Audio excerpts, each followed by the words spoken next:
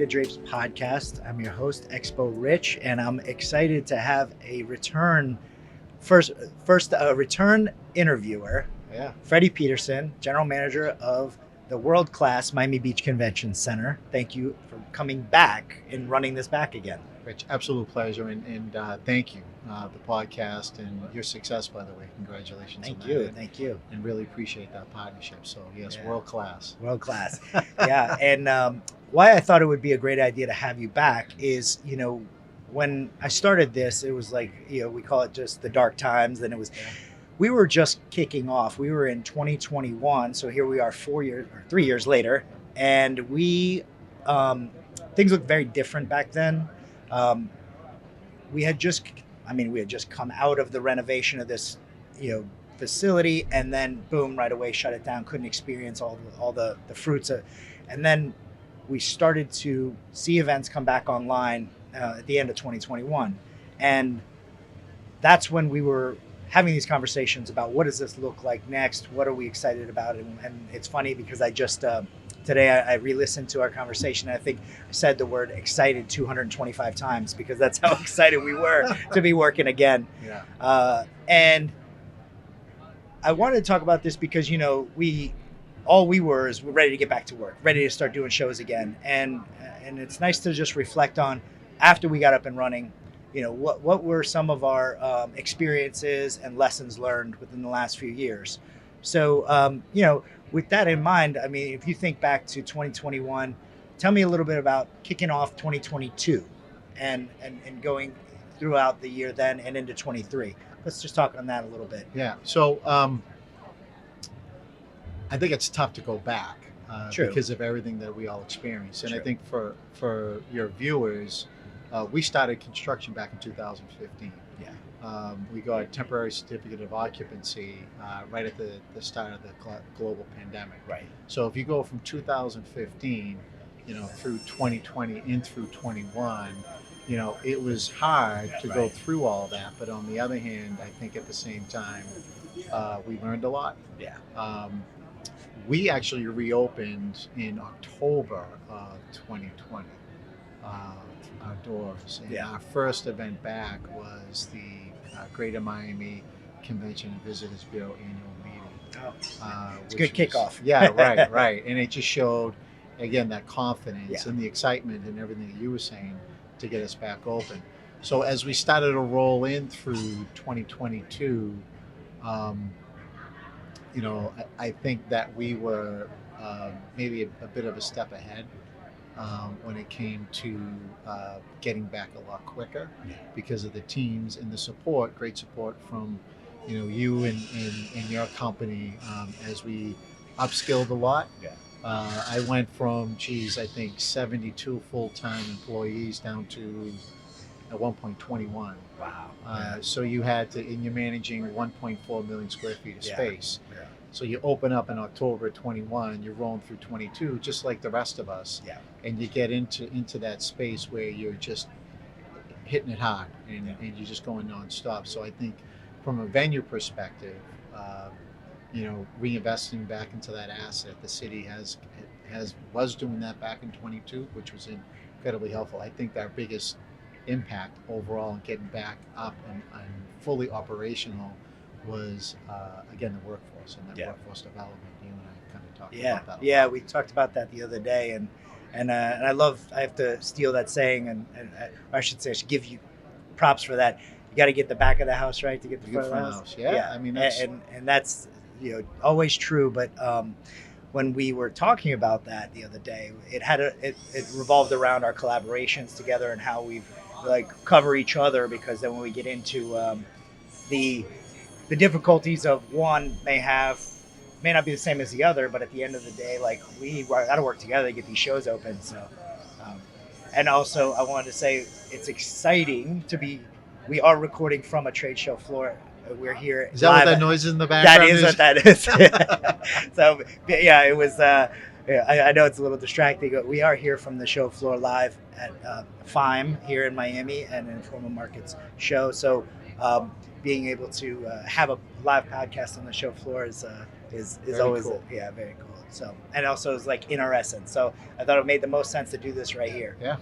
So yeah, and when we talk about rebuilding back the teams and putting the right players in place, and because again, we know that throwing bodies at a problem isn't a solve. You don't solve a problem that way. You got to have the right people and the right players involved. So as we got into through figuring it out in 22, you said you were reopening in 20. But as far as a full schedule and kind of back to all of the customers, because we also experienced a lot of shows that couldn't come back online because of the international presence and getting their visas and traveling. So as we got into, what was it?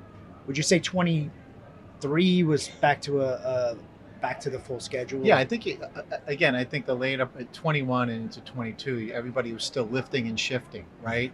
Lifting events, moving events around because you're a global pandemic, right? So there's a lot of unpredictability associated with that. Right. I think, we hit that upswing, and I kept on saying to a few different folks, like, this is our year. So again, construction, global pandemic, and coming out. I think 23 really started to be our year where we were finding a really good rhythm, a deluge of events that were kind of running through the building here. But I think that's, when we came back really strong. I think for us in 23, acknowledgement was key and recognition. We had about 7 different types of awards and recognitions that year as well. And that's a testament to, again, not only the wonderful partnership with you in the building, but the teams and the way that we kind of upskilled, and then what we did to get into those awards and recognitions, and then events. I think in 23, we probably did around, maybe close to like north of 65 events, which is pretty good. Absolutely. I mean, when you're coming out of, what we were dealing with. And then, as we headed into that, I'm sorry, that was 22. And then 23, we were above 70, 5. And then this year in 24, we'll probably top off at about 86 events. That's incredible. So it's trending up, like we all wanted to see, So that's incredible. That's definitely getting one in after the other for sure to cram in 86 events in a 52-week year. So. And again, that's a testament to the team. I think in the fall of last year in 23, we had like 5 events simultaneously occurring in the building. So, and you only have so many loading dock, that back of the house piece. To be able to synchronize those again, those different types of events, move in, move out, event days, very challenging. But what you have as a team here has just been incredibly successful. And I have to say thank you because your team and your venue here has been a big part of our success and our growth. By us working so well in collaboration and just the reliance on each other has helped my credibility and Expo's credibility in our ability to do work. So that's given us more opportunities. So thank you for being such a good partner to us. So. Rich, I really appreciate that. And by the way, you should do a bit of a selfish plug because you've expanded, right? In the West Coast, I think in Vegas maybe, and then even to South America. So I think as you were kind of, and I'd like to hear more. I know it's behind the drapes about what we do here, but I'd like to hear a little bit more on that end. But I think that's a testament when you go through such challenging times, you upskill and reskill, and you just find different ways to augment your business a little bit, right? Which you did. And here you are on the other side of a lot of these things where you've now expanded, which again, it's kudos to you. And there's like, when we talk about, listening to our customers is like probably one of the easiest way to do more business. And that's kind of where the growth for us came from, where it was being here in Miami at the hub of Latin America. That's where the opportunity came from, where we could see pain points for customers entering U.S., trying to work in this market, and people from the U.S. and Canada and Europe going to Latin America and navigating the different markets, because every market is completely different, the way that you work and the working conditions, the labor, the sources, what does the supply chain look like, and that's kind of what motivated me to get into Latin America, was because we are at that segue, we are at that entry point here. So But thanks for asking about that. Yeah. I I want to get back to talking about the building and our market here, and I'd love to hear some of the new initiatives, the new things that have, because like I said, things look very different from 2021 when we were just ready to roll again, and now we've been rolling and we've been going, and your center has been recognized, like you said, for many awards, and you know what. Tell me some of the initiatives that you guys rolled out that made you special, that got you awards, that are showcasing your strengths. Yeah, and thank you. And again, it's the team, right? So, and I appreciate the question. So, there's a couple of things. I think practically every destination talks about campus, and the city of Miami Beach has done an amazing job of master planning that campus out. We have Pride Park, which is about 6 acres of open space. Collins Canal Park, which is 3 acres of open space. We have a botanical garden. We have the Jackie Gleason, the Fillmore, New World Symphony, and then we have these, a restaurant space that we just, opened up about a year ago called the Rum Room Restaurant, right on Washington. Really Avenue. great menu. Yeah, I mean, I've not yet had a bad bite of food in that place. Yeah. I mean, it's No, amazing. and I think there's 80 different types of rum. Yeah. I don't think I'm not a rum person, but I think I've only got through there's about 40 of them. So. So I think you have that Rum Room Restaurant, which is an old golf clubhouse that they've renovated. Sodexo Live in partnership with Oakview Group, we manage, operate, and maintain it. And Sodexo Live has done a phenomenal job in the restaurant space. And then there's additional space called the venue, which is what I would call a VVIP space that can hold up to, I think, about 100 people for meetings. So if you were to combine the Rum Room Restaurant, the venue, and the outdoor patio, you get about 250 folks that you can have in that space. Nice. And then you have Collins Canal Park, the beautiful banyan tree that rolls up into our grand ballroom. So as you look at the asset, the physical building itself, that's been a wonderful addition. Yeah, and one of the things I have to give kudos for is that ballroom is how it carries its own complete separate entrance from every other space. Like you could be going to an event in the ballroom and not even have to worry about any other of the entrances or anything. It has its Crossover. own. Yeah, I think it was brilliantly laid out like that. And your digital marketing team has done a great job showcasing the venue, because I've seen some of the events that's been put on there, and really, like you said, VVIP for sure. VVIP, and it's interesting because, obviously you look at and you evaluate every piece of business, but you also, I love to tinker, pilot, and experiment, a certain amount of risk associated with some of those things, but we're looking at anything that we can experiment in that space. And Miami Beach High School, there was a graduation that we had in the building here, and one of the parents wanted to do a nice little, it's on our social platforms right now, wanted to do like a really cool graduation in the venue, and it came out beautifully. So if you think of diverse events, we have stuff that's in our typical vertical, finance, tech, healthcare, education, etc. We're looking at, by the way, as you shift on the conversation, starting to see a good look into sporting events, which is key for us as well. Arts and culture, obviously, with Art Basel, but looking at even some beauty events, Cosmoprof for sure. coming in January, becoming an annual, very strong in that month as well. But one of the things, and I do want to jump back to your question, is the investment that the city of Miami Beach continues to make. I mentioned the Rum Room Restaurant, the venue, but on the capital side, listening to our customers, exactly what you had said, Richie, right? On the capital side, LED. So the city's funded about $1.5 million in capital just this year alone to do digital upgrades into the building. Very nice. So there was a lot of, not a lot of digital in the building, but I think that presented an opportunity to sit down with you and your team, some of our customers, understanding the flow of the building, to say what key investments can we make into the asset to further enhance it, to cut down on some of those damages that we see sometimes when you're putting stuff up on the walls and wrapping columns, etc. And then working with you all to see where it may fit best, the general service contractors and those clients. So I think that that's going to be an amazing addition to an already beautiful, Miami Beach Convention That's Center great as to well. hear. And when is that supposed to roll out? So we just went to Conus Island. So we are out. RFP, I believe, is out in the street, or an Okay. RFI, I forget which Yeah. one, or an ITB, one of those alphabet soups there. Out in the street right now. Ton of interest Good. that we've seen, which is fantastic. The team's done a phenomenal job of getting the word out and put a nice, healthy package together. Yeah. And again, I give the city of Miami Beach a lot of credit. They invested $640 million into this asset. A lot of probably destinations, owners, etc., would say, okay, you, we'll see you in another 10 years or something like that for any type of investments.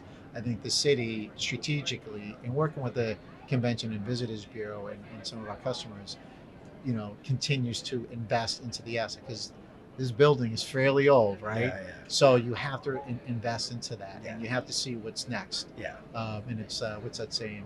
You don't want to be in front of that wave or behind that wave. You want to be riding that wave of success. So as we do those evaluations and then investment into capital, there's a lot that goes behind that, very strategically done. And like you said, when you're talking about technologies, I mean, you blink and you're already behind. So yeah, it's, Right, AI. Yeah. I listened to a panel yesterday, and AI, BI, all that that's out there in that space right now. Very in tune to that. Yeah. And how do you monetize that? Very, what's that saying? Trust but verify. Yeah. Verify, verify, verify. Yeah. But when you get into that digital space, there's a lot that you want to get out and really kind of understand, and especially from a contract partner's perspective as to where you all might be headed. Right. Partner up on that end, and then obviously our clients, Right. and what they invest in, not only just the asset here, but that ever important, economic impact. Yes, for sure. Yeah. And at the end of the day, that's why the center's here, right? Generate revenue for the city and bring in the customers, but also like listen to the customers and they want to spend money. Let's give them what they want. 100%. Yeah. I Yeah. mean, absolutely. Yeah. You think of the hospitality side. Special shout out David Whitaker, the Convention and Visitors Bureau here at Greater Miami. They just continue to use the term crush it Yeah. in so many different ways, in how they engage the destination, how they engage the city of Miami Beach, the hospitality community, etc. When you talk about 30 billion with the B, capital B, 30 billion economic impact. That is a testament to the destination, how we all continue to reinvest into that bigger asset, and how do we monetize that, and something to be said about having some fun in the sun. And with that type of economic impact, we have to make sure that we give them the experience that they're paying for. So Right. And then we talked about that the other day. We are an experiential destination. So, but that experience starts from the airport. Yeah. All the way to From wheels down to wheels up. Yeah. What's that experience like? Yeah. And I think the city just continues to hit it right on the head, of what they're doing here. So For sure. And I know that there's been lots of initiatives with sustainability and some of the things. So can you touch on some of the initiatives that have been going on with that? yeah, so we're already Silver LEED certified through USGBC, United States Green Building Council, and then also we're all in on events, EIC, Events Industry Council, on the certifications with those. So we started that actually, again, strategic investment. And by the way, it's the right thing to do at the end of the day for Mother Earth and For next generations to come, for sure. Absolutely. Yeah. So I think that we were awarded back in 2023 Foundation Certificate of Sustainability and Social Impact through EIC. Very So nice, and what's wonderful, we have so many different subcommittees here internally that work on a bunch of things. And one of those key subcommittees is sustainability, CSR, Good. corporate social responsibility. So fully invested into the whole sustainability side. We have a lot of different champions. Food waste reduction. Obviously when you go to conferences, meetings, trade shows, out to restaurants, anywhere, even your normal day life, I think that that food waste reduction, the donation program, the composting is incredibly important. So in partnership with Sodexo Live, we have Compost for Life. that has been doing a phenomenal job in working with the teams here Yeah. and collecting a lot of Wow. that food waste and then taking it off site. And we actually have a couple of spaces on site as well to reintroduce that. So I think that when you're serious about it Yeah. and it's become that expectation. I Yeah. think us older people, I can say that because I'm a little bit older, right? Yeah. I think the younger generation Yeah. it's an expectation. Yeah, it's on front It's of a mind part of your for them, DNA. for sure. It's like, what do you mean you're not doing sustainability? Yeah. So I think that's incredibly important that we Yeah. do that. And then the city of Miami Beach, wonderful initiative, plastic free, Miami Beach. That initiative is supremely important to us here. Yeah. So you think of the sea turtles, Yeah. the marine life here, and some of those impacts Yeah. that plastic can have in our everyday life, landfills, etc. So we have that a part of our DNA as well. The team loves, and then new herb and vegetable gardens. So we did something a little bit organic, really if you cool. will, which is really cool. Yeah. In behind the Rum Room restaurant. Yeah. We just met with Compost for Life folks the other day, looking to expand that a little bit more. I think in a couple of other areas. So Nice. a little bit of that. I'm a big fan of show, don't tell. Yeah. Show what we're doing and have people engage that, and they can see how serious we're at. And then CARES program, Community Assistance Inspired Responsible Events, CARE. That's something that we've engaged you and your team and a lot of our other contract partners and events love to hear that any type of material, et cetera, that's left over from the event, we donate back to the nonprofits in the local community. So I think through the sustainability side, you cascade through all those. Yeah, that's a good point too, because it's not all about what you're throwing away and the way you're throwing it away. Repurposing goods to someone else that can actually use them, creating longevity out of products. That's a huge part of sustainability as well that not many people think about. People think about the waste side, but they don't think about the repurposing and the longevity side of it as much. So super important, and I think that as you mentioned the word upskill before too, if you look at what we use for material and repurposing and reusing it and recycling, et cetera, is important. We've had a couple of different customers that ask us, what are we doing on the sustainability front? And, I can rattle off a bunch of different things. Well, I say to them, well, you're the customer. Right. We're blessed and lucky to have you, but what are you doing on your end to Yeah. help kind of push the envelope? What are your a lot expectations? more? Exactly. And that's another good point, because I can say that having partners like Informa Markets has pushed us, because of globally, they have a big initiative, a big mission. And back in 2021, I committed to the Net Zero Carbon Events movement and signed off on that.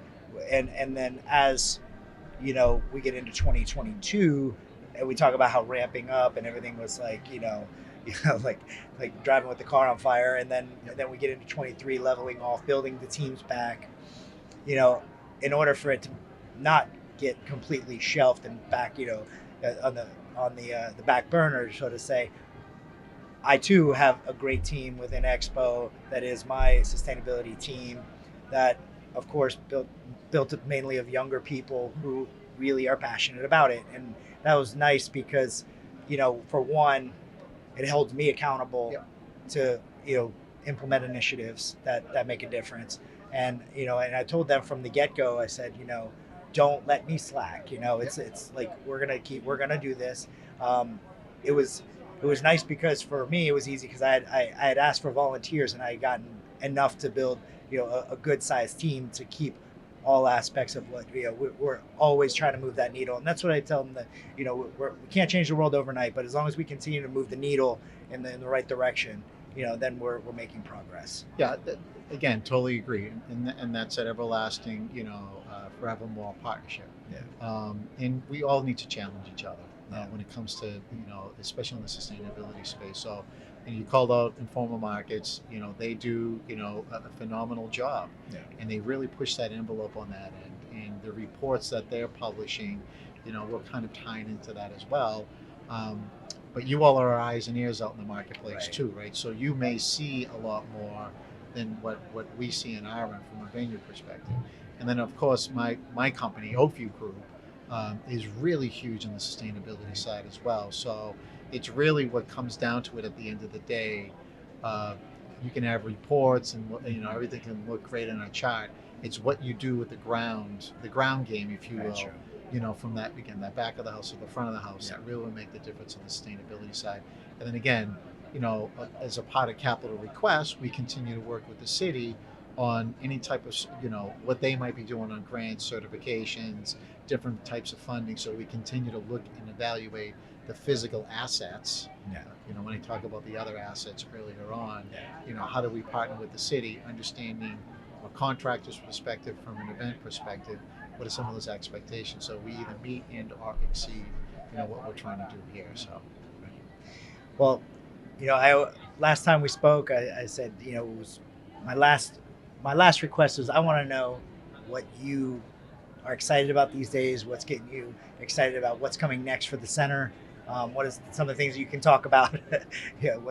What's definitely making you excited to get out of bed with our industry, with the center, with the city?